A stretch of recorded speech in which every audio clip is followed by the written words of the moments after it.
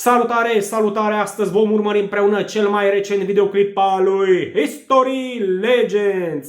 Da. Eu am activat subtitrarea în limba română, să sperăm că aceasta nu ne va dezamăgi, dar în caz de ceva intervin eu. Hai să trecem la treabă, go! My friends, I think the Ukrainska armia is preparing a big surprise. Ce cicatricea Ucrainei? Nu! Ucrainska armia, armata ucraineană, care pregătește o mare surpriză, desigur. The Russian army. For this shock factor, the Ukrainians could combine their offensive on Zaporozhye. Observăm că subtitrarea deja a sucombat. Ok, hai că preiau eu. Deci ofensiva ar putea avea o componentă terestră. Several large-scale amphibious operations across the Kakhovka. O componentă terestră și o componentă amfibie, da? Câteva unități ar putea traversa Dniprul pentru a reservoir in Energadar in order to flank Russian fortifications. Pentru a flanca fortificațiile rușilor și presupun pentru a le tăia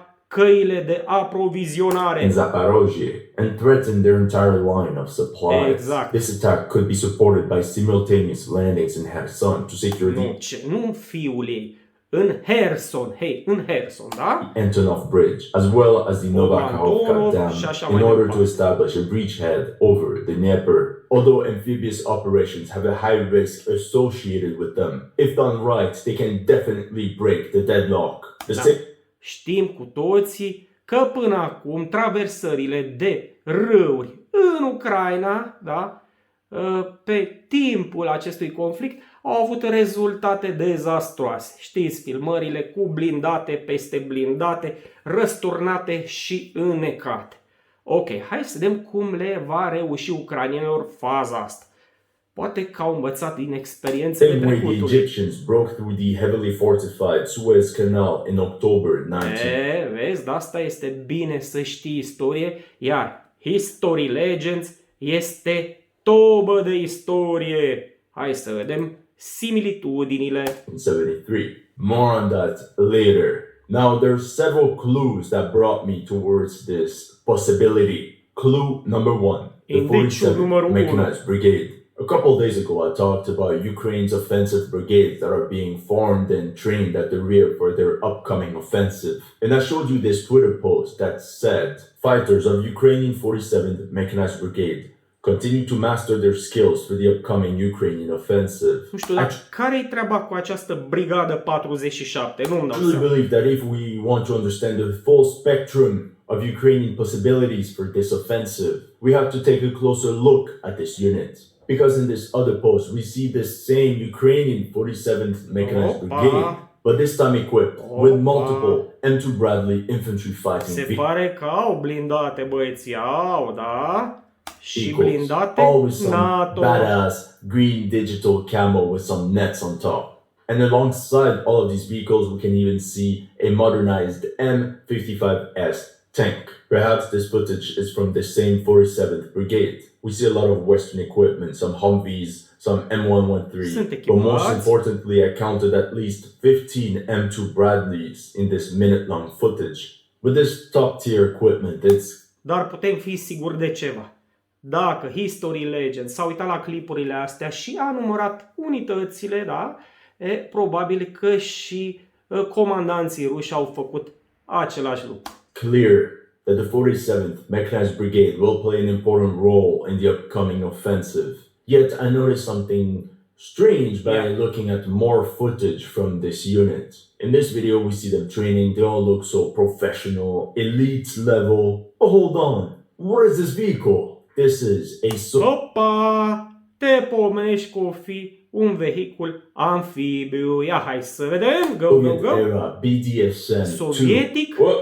Wrong. No. Yeah. BRDM2 Amphibious Armored Scout Car. Amphibious. And somehow it just flashed. This mechanized brigade could very well partake in amphibious landings. Especially since the M2 Bradley is said to perform very well in cross-country open terrain, and using a floating curtain, it can even become amphibious. And I think this is the key.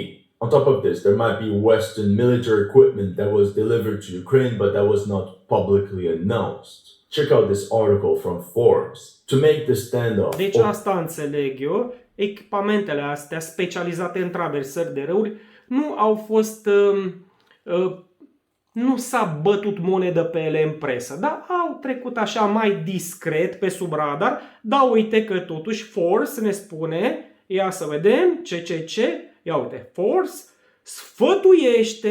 îi sfătuiește pe eroi, da, să folosească vehicule amfibii. Over the Dnipro River count, send Ukraine amphibious vehicles. And on the picture below, we see a South Korean AAV-7 amphibious. Deci, asta este o sculă sud-coreană, dacă am auzit corect, că subtitrarea. Assault vehicle. Okay. Apparently, the U.S. Marine Corps possesses over 1,300 of them. As of March 2023, the plan is to transfer 76 surplus AAV-7 assault amphibious vehicles to Greece.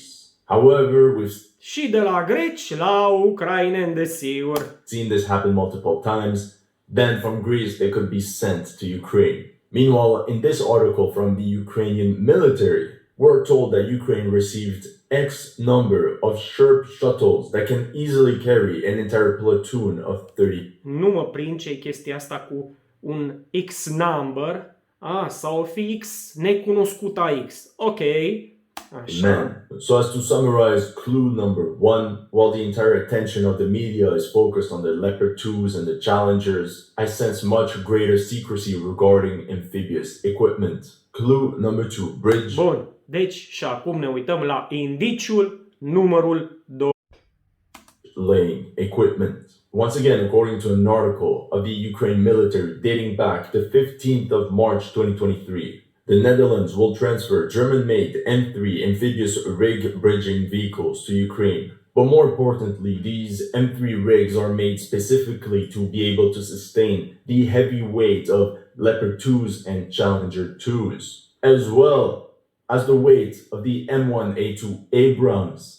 And 3 rigs joined together may carry up to the equivalent of 2 MBTs. Ia uitați-vă. Now this is extremely interesting as we see more and more footage of NATO. În plus, noi știm că podurile ucrainene, alea care încă mai stau în picioare, nu sunt proiectate să suporte greutatea tancurilor NATO. Military equipment reaching the front line. Here you can see a column of German mount. Da, tancurile rusești sunt mai ușurele. The infantry fighting vehicles on a training ground learning to bypass anti-tank Dragon's Teeth. Or what about this very impressive column of 10 Leopard 2s moving through mud somewhere in Ukraine? Some pictures were also released of Challengers 2 in full camo netting somewhere near the front. Now, disclaimer for NATO bots. Although these tanks are impressive, they're not invincible either. So don't freak out if you see videos of a bunch of them getting destroyed. If Ali was... Deci, dacă ăștia au putut să distrugă tancuri NATO, probabil că vor putea și rușii care sunt mai bine able to echipați. destroy them in Syria, Yuri can probably do the same. But all these heavy MBTs need specific bridge laying equipment. Now you need 8 M3 rigs to bridge a 100-meter water gap. Knowing that the smallest gap on the Dnieper River is 400 meters, Ukrainians would need, in theory, at least 32 M3 rigs per crossing. And Deci de asta a spus X number, da? X era necunoscuta din ecuație. Presupun că acum se va apuca să calculeze valoarea lui X. From the Ukrainian military says in detail, the number of vehicles planned to be transferred is not specified. Top secret. Of course, if you know how many are transferred. Da, ai ști, dacă s-ar specifica câte unități sunt livrate, ai ști cam pe unde vor să traverseze. You know exactly what their purpose will be. I couldn't find how many the Netherlands have, but I know that Germany has 30 units and the UK has 38 units. And very interesting, South Korea ordered 110 units to be delivered by 2024. So perhaps it's going to be used to cross big rivers, or perhaps simply because Soviet-era bridges are not strong enough to sustain the weight of these MBTs. Let me know in the comments. Or a simpler solution would be to use the M3 amphibious rigs as a ferry by attaching 3 platforms together to bring 2 tanks from one riverbank to another. They can cross a 400-meter river one way within 15 minutes at a rate of 2 main battle tanks every 30 minutes. Ukrainians could disembark 14 Challenger 2s in only 3.5 hours. Welcome to History Legends. Here are the latest news of the Russo-Ukrainian War. Remember... Și bun venit și la canalul Noaptea Minții. Aceleași îndemnuri am și eu pentru voi. Să nu uitați de like, să luați în considerare posibilitatea de a vă abona la canalul meu. Este gratis, da? Și așa mai departe. If you're new to this channel, make sure to like and subscribe. As you know, just like with many other commentators, some of my Ukraine videos have been targeted with limited or no ads. Eu le știu pe toate. Ultimele două sunt limited, ok? So make sure to check out my Patreon. Deoarece eu, făcând videoclipuri după videoclipurile lui, pot să-mi dau seama. Când el pățește ceva, pățesc și eu imediat după el. Or PayPal. Aceleași imagini rulează pe So ecran. thank you to everyone that has already helped and welcome to the headquarters. Și eu mulțumesc susținătorilor de pe Patreon și membrilor canalului Noaptea Minții. Hai să mutăm imaginea. Number 3, the Kherson landing. On the 23rd of April, the media went nuts. Deci am avut două indicii până acum. Amfibiile, aceste, cum să le spun, poduri portabile și ce avem? Debarcarea, acea falsă contraofensivă de se bucura Radu Tudor ca un copil că a început contraofensiva. Da? Bun, ăsta ar fi indiciu numărul 3. Hai să lăsăm să detaliez. In the low-lying areas on the other bank of Kherson, where they managed to capture the village of Dachi. Now, the Western media kept pushing the narrative that this was it. This was the start of the great offensive. And then came maps of massive breachheads, when in reality, the true area of control of these Ukraine groupings was much smaller. However, this announcement was enough to cause a massive panic on Russian Telegram channels. So quickly after, some Russian soldiers posted this video to refute the claims that the Ukrainian army had established a breachhead over the Dnieper. And as of now, the Russians have regained control of the entire area. Anyway, what's interesting is that Ukrainians did so by infiltrating the Dnieper using speedboats. In this case, we can see one of the boats carrying 2 Ukrainian soldiers. However, as you can imagine, these make a lot of noise. So German newspaper Bild made a video about how the Ukrainians are now using kayaks. These kayaks are lightweight. It allows the troops to move silently across the river. And one of the most important factors of these kayaks is that they have a very small infrared signature. Deci pot traversa noaptea. Deci pe mine mă cam amuză chestia asta. Ăștia, eroii, se antrenează pe tancuri occidentale, pe alea, învață să folosească tot felul de echipamente și sunt unii care spun: ce-am făcut, mă, nene, mă? Acum trebuie să mă antrenez și la kayak canoe. Tare, absolut tare.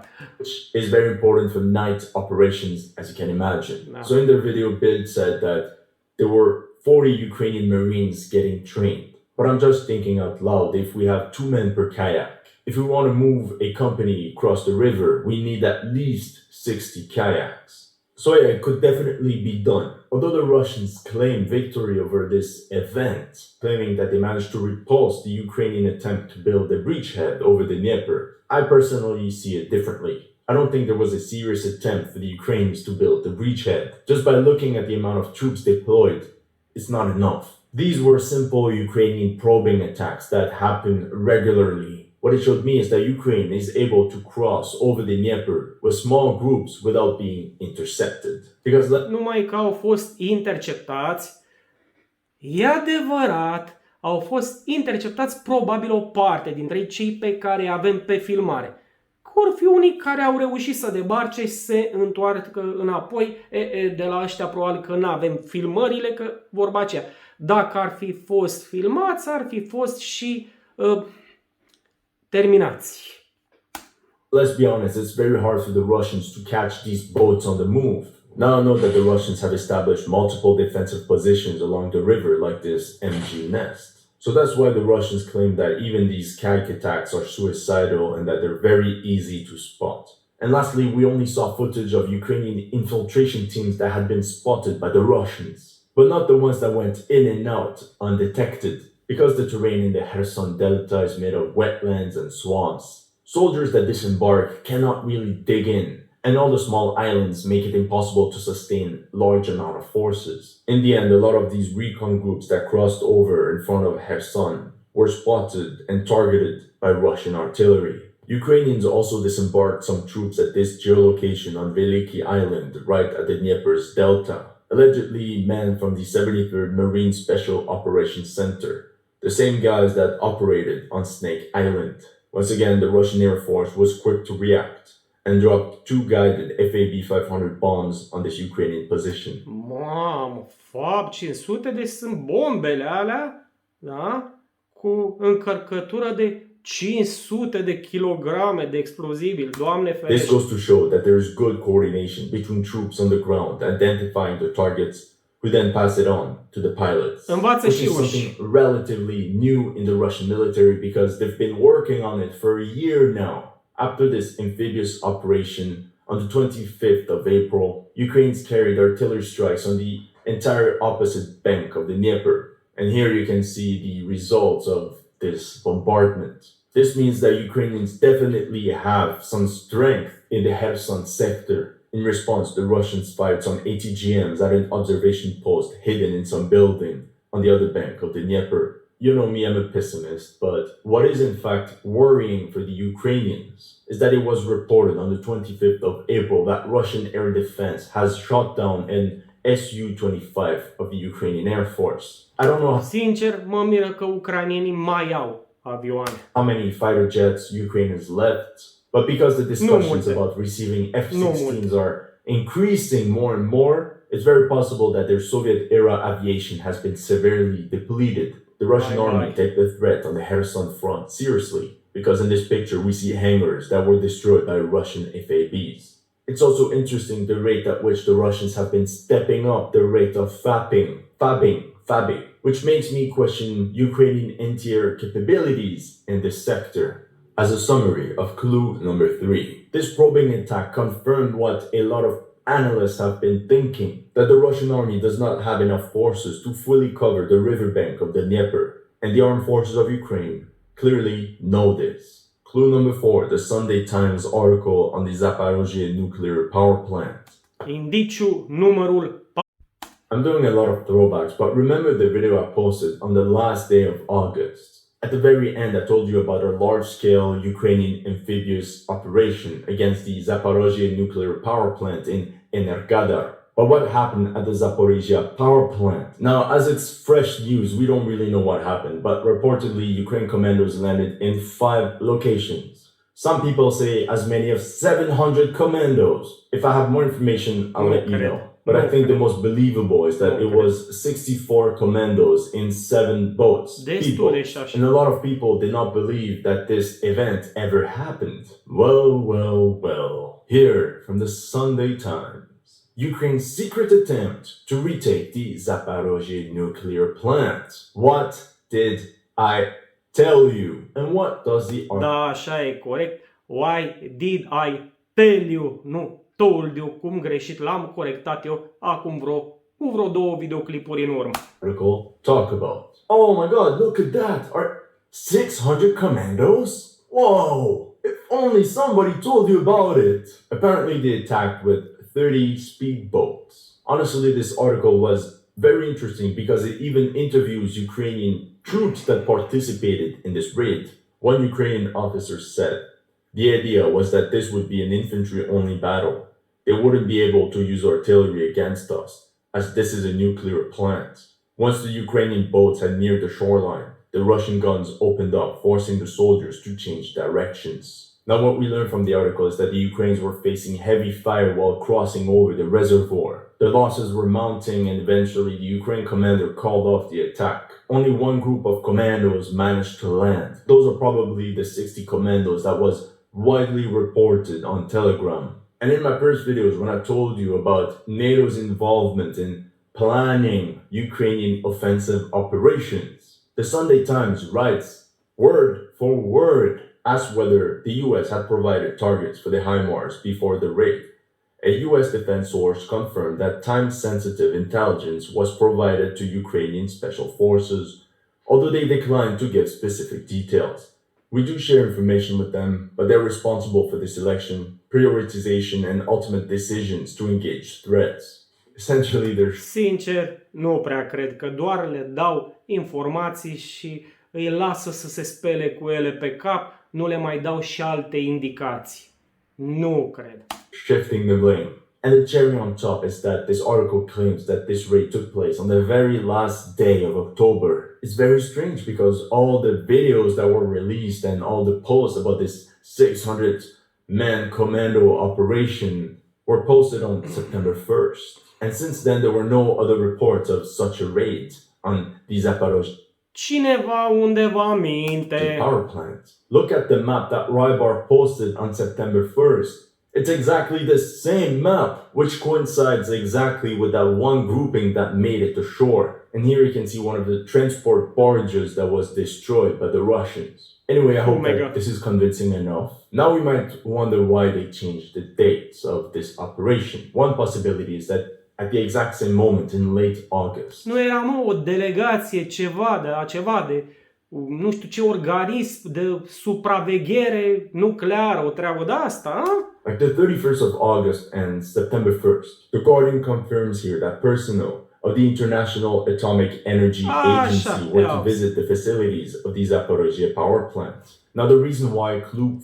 Păi fix s-au trezit și ăștia când se duceau eroii să facă pe acolo nasoale. Așa ceva? 4 is important is that it showed the Ukrainians that infantry-only amphibious raids don't work. The commandos already had artillery support, but it wasn't enough. They need armored support on the ground.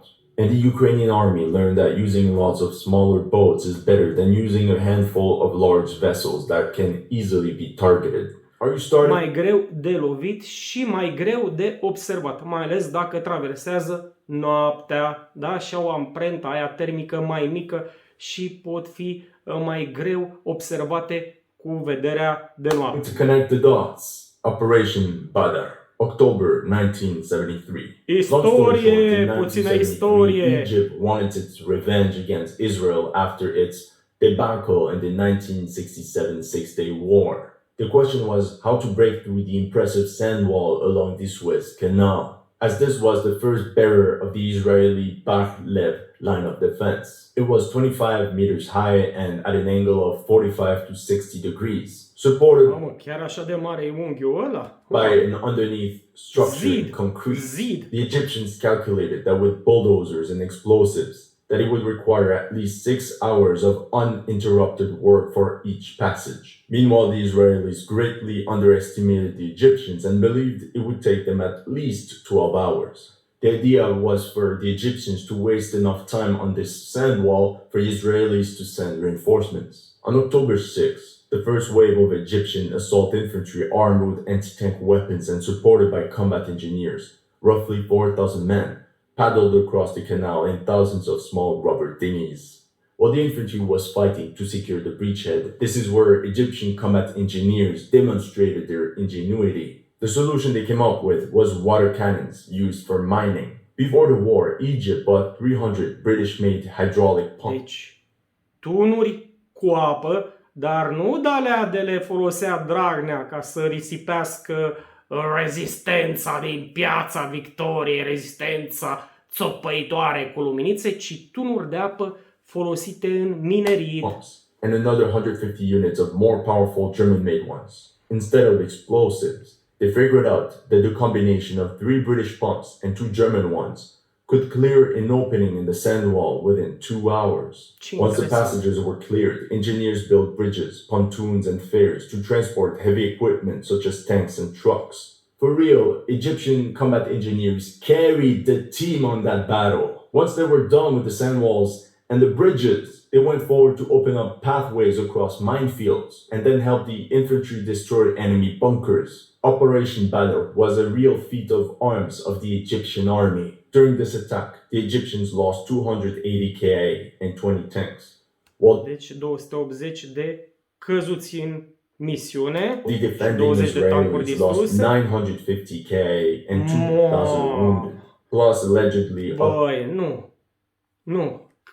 Cât a spus? lost 950 KA and 2,000 wounded, Nu cred, nu știu. plus allegedly Exagerate up to cifrele astea, 400 dar tanks. asta spune. Because the Israelis did not expect to face hordes of Egyptian infantrymen armed with RPG-7s or wire-guided 83 Sagers. Ukraine's great amphibious assault. Now let's put all the clues together, plus the cherry of the Operation Badr on top. And now we get a beautiful cake. You know how much I love cake. Let's take another look at the map of Russian fortifications in Ukraine. Those are geolocated through satellite imagery. Da, deci e clară treaba. Pe aici, pe uscat, greuț, da, vedeți toate fortificațiile rușilor, numai că în partea asta rușii se bazează foarte mult pe fortificația, bariera naturală pe care o reprezintă râul Dnipru. It's obvious that any offensive against the open terrain of Zaporozhye. Asta nu înseamnă că pe aici este chel de oameni și doar aici sunt oameni. Dacă sunt oameni și aici, complicat. Asta e contraofensiva. It will be a massacre. Ukrainian formations will have to break through multiple lines of fortifications, anti-tank ditches, dragon teeth, everything made to create. Deci acei dinți, colți de dragon, sunt niște fortificații împotriva blindatelor. Massive traffic jams, aka kill zones. However, notice how this section here around the Zaporozhye power plant doesn't seem to have any large concentration of fortified positions. The Russians expect the natural barrier of the Dnipro River and the reservoir to act like a repellent. And just like the Egyptians in 1973, I see 3 locations where the Ukrainians could carry these amphibious landings. In each of these scenarios, we know that Ukrainians are massing all their offensive brigades near Dnipro instead of attacking south towards the Sea of Azov. The deception could be to move west towards Nikopol and Kherson and attack across the Dnieper instead, a bit like Alexander the Great did at the Battle of Hydaspes. Number 1, a renewed attack against Energodar, supported by multiple amphibious infantry fighting vehicles. The Ukrainians would quickly establish their breachhead. They could use the cover of the ZAPP to strengthen their positions and receive reinforcements, while the Russians might be hesitant to fire and launch airstrikes in the direction of the power plant. At the same time, this window of opportunity could allow the Ukrainians to flank all 3 lines of Russian fortifications, cause panic and tickle deep into enemy rears, and essentially open the gate for the bulk of Ukrainian forces to push towards Tokmak and take the city into a pincer. Once this is done, the next step would be to combine forces and strike towards Melitopol. Number 2, Ukrainians could launch a river crossing operation near Kupiansk. They could surprise the Russians with a flanking maneuver somewhere along the Oskil River and force them to abandon their pressure on Kupiansk and push them to retreat up until the Luhansk border. Number 3, Ukrainians could launch multiple special forces raids across the Dnieper in the area of Kherson, but the main targets would be the Novakhovka Dam and the sector of the Antonov Bridge in Kherson city, simply because these large structures are the easiest way to transport reinforcements and supplies on the east bank of the Dnieper. Now you'll tell me, hold on, the Russians have fortified the riverbank. Yes, it's true, but as we're speaking, Ukrainians are using satellite imagery provided by the West to study every inch of trench line and fortification built by the Russians. And all these coordinates will be provided directly to Ukrainian artillery that will launch a devastating bombardment. Step 1 will be to secretly transport enough special forces across the Dnieper and find the weak spots in the Russian defense. Then ship over hundreds of Marines to hold the ground and push back any Russian counterattacks. Once this is done, Ukrainian combat engineers could build several pontoon bridges to bring even more reinforcements. And what's very interesting is that at this moment, we all know the Antonov Bridge is destroyed. However, the goal could be to secure a large breachhead Îl repară, știu și eu. beyond the Antonov Bridge. The reports that since December, American engineers were given the task to find a way to restore the bridge within 12 hours. The task will be done by Ukrainian combat engineers.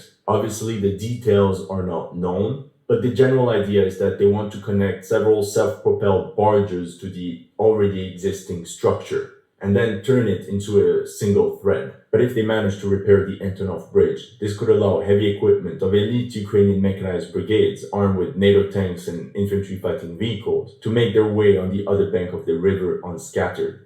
And these fresh units can push beyond the breachhead.